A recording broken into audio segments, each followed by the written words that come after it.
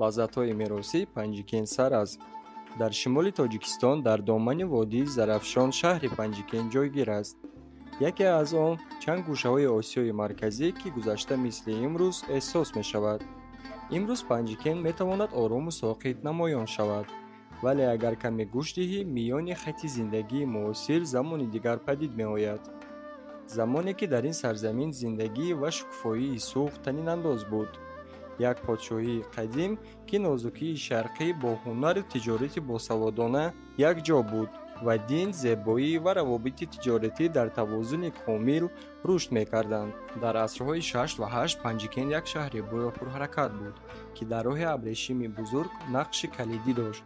дар он ҷо маъбадҳо, бозорҳо, маҳаллаҳои зист бо наққошиҳои деворӣ ва кандакорӣ ороста шуда буданд. осоре ки бо ҳунари Юнони Рим баробар арзёбӣ мешаванд. ин наққошиҳои ганҷӣ воқеаанд. саҳнаҳои идона, ҳикояҳои мифологӣ, раққосон ва махлуқи аҷиб. ҳар як зарби хатти ранг дар деворҳои хонаҳо ҷаҳонбинии суғдиён, эътиқод, завқи зебоӣ ва дунёи ботинии онҳо инъикос мекунад. қалъаи Панҷикен, ки дар баландиҳои теппаи ҷойгир аст, то имрӯз ба сӯи шаҳр назар меафканад, чун посбони вақти гузашта. дар канораҳои он ҳафриёти бостоншиносӣ идома доранд ва қабат ба қабат пораҳои тамаддуни қадим рӯи замин меоянд. ва ҳамаи ин таърихи мурда нест, балки ёди зинда аст, ки хоки ин сарзамин бо он нафас мекашад. аммо агар Панҷикен гули шукуфоии тамаддуни суғд бошад, пас Саразм решаи босам амиқтар ва қадимтар.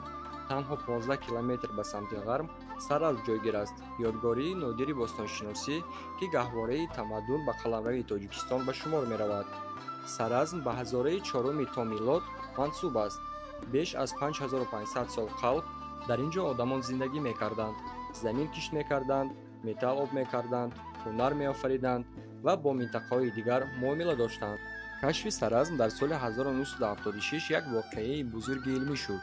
дар ин ҷо боқимондаҳои хонаҳо бо деворҳои бисёрқабата, анборҳои ғалла, устохонаҳо, ҷавоҳирот ва абзори мисин ёфта шудаанд, ки дараҷаи баланди рушди техникӣ ва фарҳангии он давраро тасдиқ мекунад. соли 2010 Саразм ба феҳристи меросии ҷаҳонии ЮНЕСКО шомил гардид, ҳамчун шаҳодати нодирии шаҳрсозии ибтидоӣ дар Осиёи Марказӣ. имрӯз вақте ки дар миёни харобаҳои Панҷикен ва деворҳои қадимаи Саразм қарор мегирӣ, эҳсос мекунӣ, ки ду дунё, суғди бостон ва тамаддуни пеш аз таърих, дар як ҷараёни вақт омехтаанд. барои дарк кардани арзиш ва шукӯҳи ин маконҳо ҳатман даст задан осор нест. кофист нафас кашӣ, ки гӯё дар ҳавои он то ҳанӯз рӯҳи гузаштагон ҳузур доранд. ин ҷойҳо танҳо таърихро нақл намекунанд, онҳо туро даъват мекунанд. мо бошем имрӯз аз апаи Заринабону пухтани хӯрокеро бо номи оши туруш меомӯзем.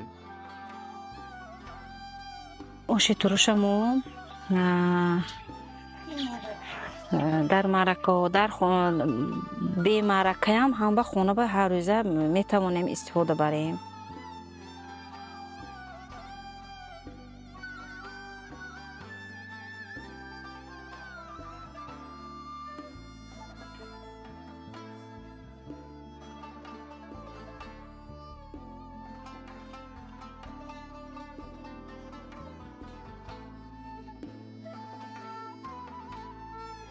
ин хӯроке ки чакка меандозем, турушӣ дорад, кабутӣ дорад, шибитӣ дорад. ин барои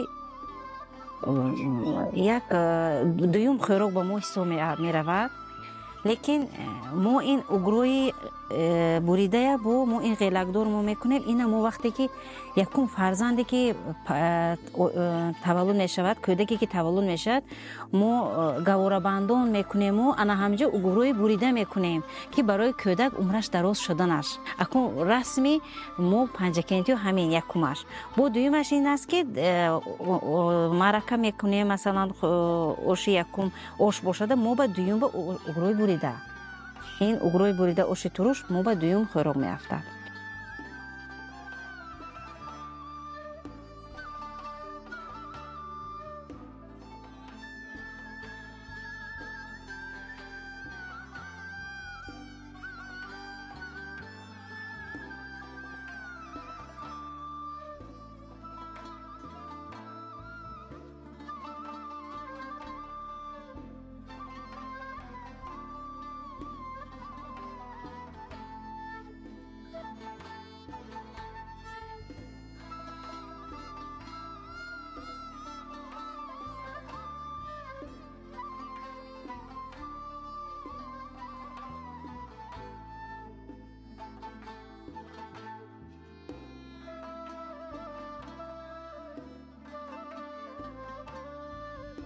бахши угрӯи бурида дар тобистон бештар дар зимистон истифода мебарем. зимистон ба угрӯе мекунем ки ҳам ғелак дорад, ҳам хамирӣ дорад. кати тайёр мекунем угрӯе. мо дар тобистон вай кати сиёҳалафу хӯрёку алафӣ кати мекунем, биринҷ кати. аз бисёртар дар зимистон угрӯе мекунем. ғелакдор дар зимистон истифода мебарем ки ин ҳам гарм аст, ҳам гӯшти ғелак дораду бо ин угрӯ хубтар аст моба.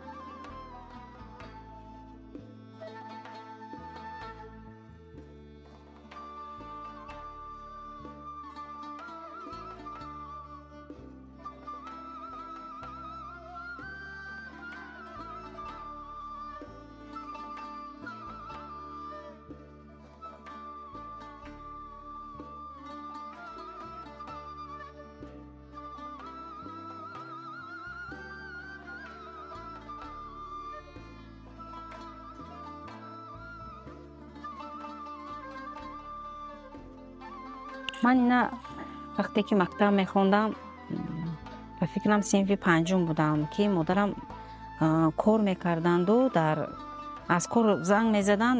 он вақтҳо вай набуд, телефонҳои городской занг мезаданд, мегуфтанд ки ҳамин бачаем косачае гир, дута тухма андоз, як лошки қошуқча намака андоз, об наандоз мегуфтанд. ҳамин дар оилаи майда калоншудагӣ ҳаста. мо 3 нафар кӯдак будему, модар падар будану. ҳамин якта косача ба ман ошхамир дута тухкати мегирифтанд. ҳамин бо бегоҳ ки меомадам, баъд ҳамин тайёр карданаша модарам ухлоқу тахтакати ёд дода буданд.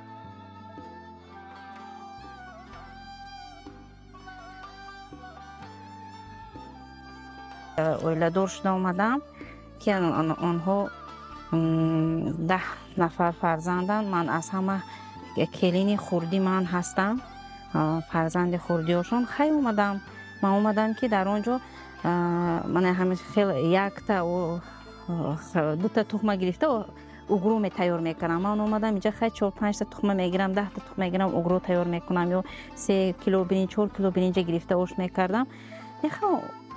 вақте ки ҳамон чиза метонед, вай надорад ки ками зиёдӣ надорад. вақте ки ҳамон чиза метонед, кардан душвор нест. ҳамон ҳунара донистанатон дар кор.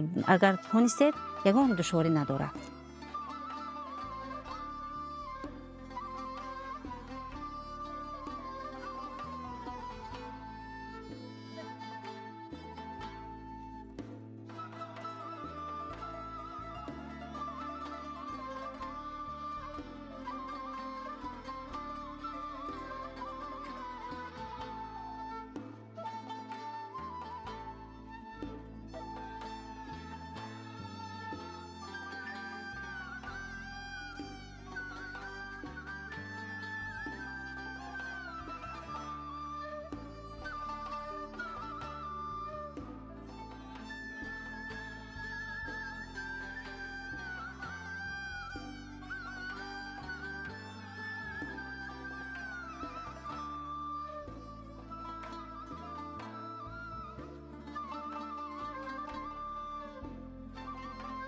که اویلا داشت آمدم ساحه صاحبکاری به افتاده شدم، لیکن فکر میکردم که همین کوشش کنم که همین سحر باید خیزم اول خوراک تیار کنم و بعد برآمده برای کارم روم.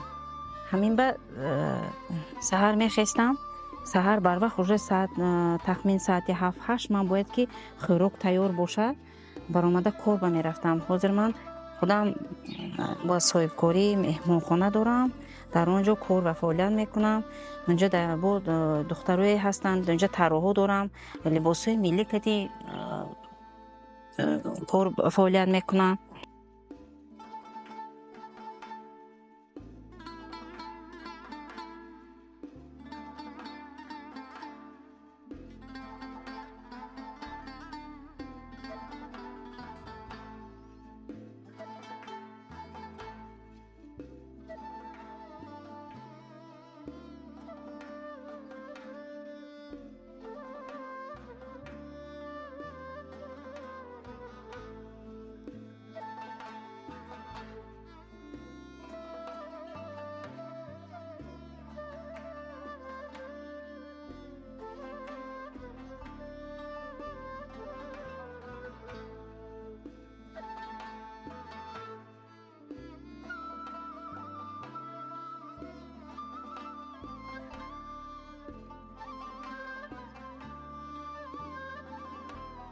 در پنجکین به غیر از آش تروش اتول قنچی،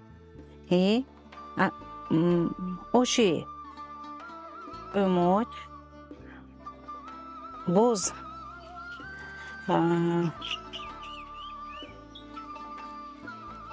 چه بگم دیگر همه خوراک‌ها هست که آش پلاو، آش شورلا، اوشی منی اوشی اگرو باشد ما اگروی بدوغ میگیم. اینا گوشت و روغن و چوکتی جاری بریون کرده بریون کرده تیار میکنیم. وای دیگر باز توپی طبقی، توپا چشور بو خمیری بگویم اکنون